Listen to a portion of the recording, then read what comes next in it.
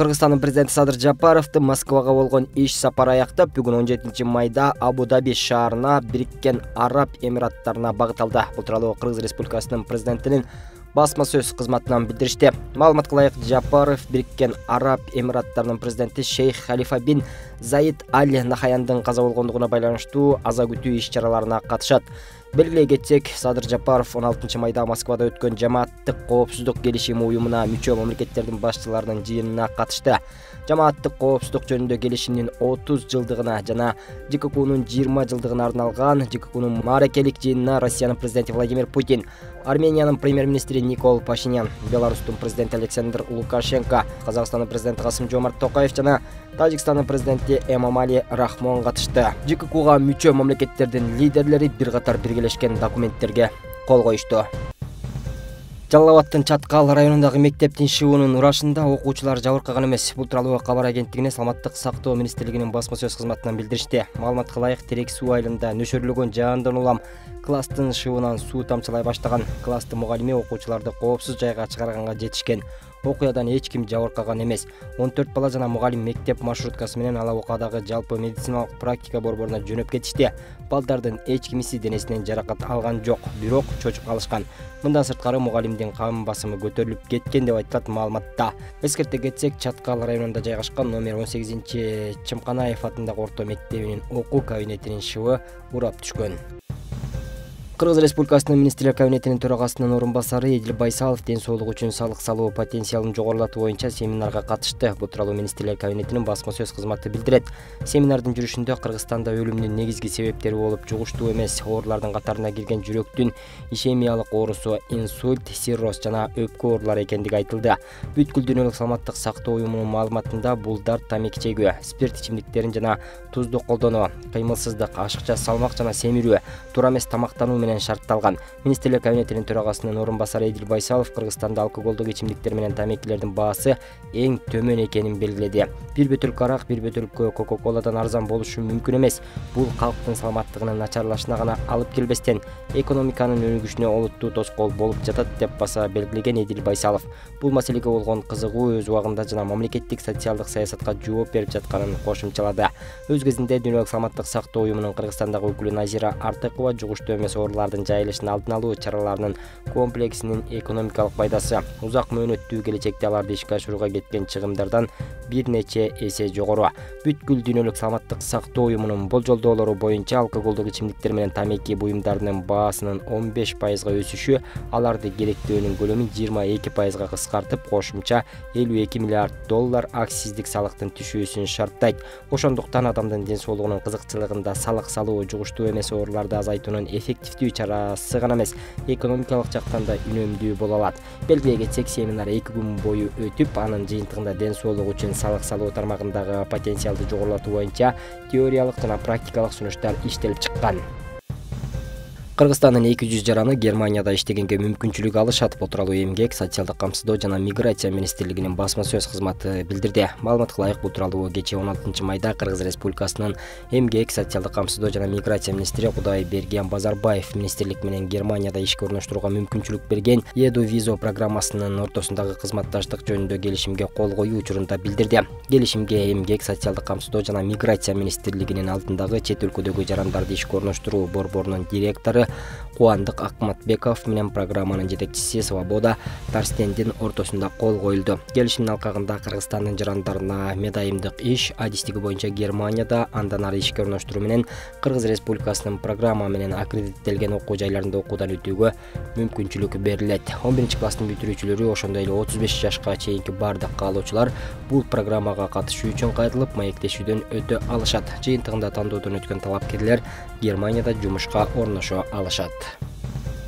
Билим берүү жана илим министри Алмазбек Бейшеналиев иш сапары менен Ысык Көл облусундагы окуу жайларды кыдырууда. Бул тууралуу ведомствонун маалымат кызматы билдирет. Бүгүнкү сапары Ысык Көл мамлекеттик университетинен башталды. Анда министр мекеменин окутуучу курамы, окутуунун жүрүшү, материалдык техникалык базасы жана илимий лабораториялар менен таанышты. Кыдыруу учурунда Алмазбек Бейшеналиев жогорку окуу жайдын ректоруна стартап долбоорлорду түзүүнү тапшырды. Касым Тыныстанов атындагы Скул мамлекеттик университети аймактагы алдыңкы жогорку окуу жайы 1940-жылдан бери студенттерге билим берип келген университеттин курамына 8 факультет кирет. Сабактар 7 окуу корпусунда жүргүзүлүп, аларда 142 окуу аудиториясы, 49 окуу методикалык кабинет, 14 лекциялык зал, 20 компьютердик жана 6 мультимедиалык класстар бар. Университеттин илимий китепканасы аймактагы эмес, республикабыздагы эң бай китепкана болуп эсептелет. Бул жогорку окуу жайдын диплому КМШ өлкөлөрүндө жана алыскы чет өлкөлөрдө таанылган. Мамлекеттик салык кызматы январь-апрель айларында 14 миллиард 445,5 миллион сом камсыздандыруу төгүмдөрүн чогултту. Ведомствонун басма сөз кызматы билдиргендей, белгиленген план 3,6%га же 495,5 миллион сомго ашыгы менен аткарылды. 2021-жылдын ушул мезгилине салыштырмалуу камсыздандыруу төгүмдөрү 2 миллиард 430,4 миллион сомго көп чогулду. Өсүү ыргагы 120,2%ды түздү. Айыл банк айылдык товар өндүрүүчүлөргө лизингде даан эгиндерин оруп жыйноочу комбайндарды, ар түрдүү үлгүдөгү тракторларды жана башка айыл чарба шаймандарын жеңилдетилген шартта лизингке берүүдө. Бул тууралуу Айыл чарба министрлигинин басма сөз кызматы билдирди. Маалыматка ылайык, лизинг жылдык үстөгү 6-9% менен 7 жылдан 10 жылга чейин берилүүдө. Бүгүнкү күнгө карата бардыгы болуп 6930,5 миллион сомго 4036 даана техника лизинг жолу аркылуу дыйкандарга берилди. Ал эми 2022-жылы 627 миллион сомго 260 техника берилген. Жогорудагы долбоорлордун бардыгына Кыргыз Республикасынын Министрлер кабинетинин чечими менен Айыл банк оператор болуп дайындалган жана лизинг долбоорлору министрликтин көзөмөлү аркылуу ишке ашырылып жатат. Айыл чарба техникаларын лизингке берүүнүн шарттары: лизинг мөөнөтү 7-10 жыл, үстөк пайызы лизинг алуучунун өз салымынын өлчөмүнө жараша жылдык 6-7-9%га барабар. Күрөө өз салым 20%дан жогору болгон учурда күрөө катары лизинг предмети техника өзү каралат. Лизинг алуучу тарабынан өз салым 20%дан кем төлөнсө, кошумча күрөө катары айырмасына мүлк талап кылынат. Камсыздандыруу техника алуусунун макулдугу менен ыктыярдуу түрдө жүргүзүлөт. Лизинг операциялары сом менен жүргүзүлөт. Мухаммед Юсуф, Айшахан, Амина жана Мухаммед Диор Ошто төрөлгөн алгачкы 4 2 май күнү Ош областык төрөт үйүндө жарык дүйнөгө келген 4 жана алардын апасынын бүгүнкү күндөгү абалы жакшы. Ош областынын Кара Суу районунун Нурдар айылынын тургуну 32 жаштагы Замирахан Каримова 4 жарык дүйнөгө алып келген. Кош бойлуулуктун 2 айында УЗИге түшкөндө 4 экендиги билинген. 2 айлыгында билдик. Ымыркайлар 4 экендигин 2 ай кезинде билдик. Көпкө чейин коркуп жүрдүм. Кудайга шүгүр ушул күндөргө жеткирди. Айт күнү жарык дүйнөгө келишти. Кудайым оңунан берип кыйналбадым. Кудайга шүгүр, кыйналбадым. Операция жолу менен төрөлгөнүнө байланыштуу 14 күндөн бери дарыгерлердин көзөмөлүндө жана жакындары жардамдашууда.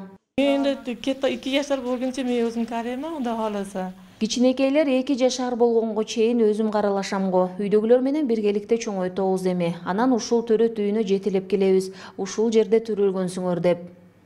Ош областык төрөт үйүндө 4 алгачкы жолу төрөлдү. Дарыгерлер ай күнүнө жетпей төрөлгөнү үчүн башында ымыркайлардын абалдары оор болгондугун айтышат. Алардын апасынын ден соолугу да дарыгерлердин тыкыр көзөмөлүндө болду. Ошо келгенден баштап суу келип жатты. Биз аны аябай тыкыр көзөмөлдө болуп карап, балдары байгара төрөлөрүн билип, ошонун алдын алып дексаметазон деген дарыларды берип, балдарды даярдаганбыз. Суу тынбай кетип турду. Экисинде топоз башталып калып, операция жолу менен төрөткө даярдап алдык. Ошо 4 ымыркай төрөлдү. Төрөлгөндө 1 килограммдан бардыгы ашык. Эң кичинеси 1 килограмм 60, эң чоңу 1 килограмм 190 ушундай вес менен төрөлдү. Балдар биринчи төрөлгөн учурда сөзсүз түрдө абалдары оор абалда төрөлүштү. Анткени булар айына жетпей ара төрөлгөндүгүнө байланыштуу. Өпкөлөрү, бүт орган системалары жакшы өрчүбөгөн болот. Ошондуктан өпкөсүн ачуу үчүн атайын аппаратта жаткырылды балдар. Тамагын жакшы биринчи күнү сиңдирилбегени үчүн инфузионный терапия деп коебуз. Тамыр аркылуу питание кылдык, тамактандыруу жүргүзүлдү. Андан кийин энесинин сүтүн акырындап сиңирип олтуруп, мына бүгүнкү күндө уже балдары жакшы эненин сүтүн ичип калды. Президенттин Ош облусундагы ыйгарым укуктуу өкүлү Зиядин Жамалдинов ымыркайлардын жана алардын апасынын ден соолугун сурап, сүйүнчүсү катары 100 000 сом акча тапшырды. Болсун, өмүрлөрү узун болсун, ушудан айттым, ушул ата-энеси менен болсун, чоңота чоңгонда тата-тенелер менен чогуу болгон болсун. Чогуу өссүн. Кудай буйруса, ушу келечекте Кыргызстанга кызмат кыла турган жакшынакай жигиттерден, жакшынакай кыздардан өсүп жетишсин. Наристелер 1 килограмм 200 граммга чейинки салмакта төрөлгөн 4 тем Замирхандын 3-чү төрөтү. Буга чейин ал 2 уулду жарык дүйнөгө алып келген. Эми үй бүлөсү ымыркайларды даярдык менен үйүндө күтүшүүдө. 4 баланы багыш үчүн даярда Үйдө 4 баланы багыш үчүн даярдык көрдүк. Көпчүлүк болуп чоңойтуп алабыз деп турабыз. Баары жакшы болот буйруса. Шарайытлар кылыппыз, Кудай кааласа болот хаммасы. Балдарынын туулгандыгы тууралуу көйлүктөрү да тапшырылды. Өлкөдө акыркы жолу 4 тем Бишкек шаарында 2019-жылы жарыкка келген. Гүлжан Ажматова, Бектур Калыбек уулу, Ош облусу.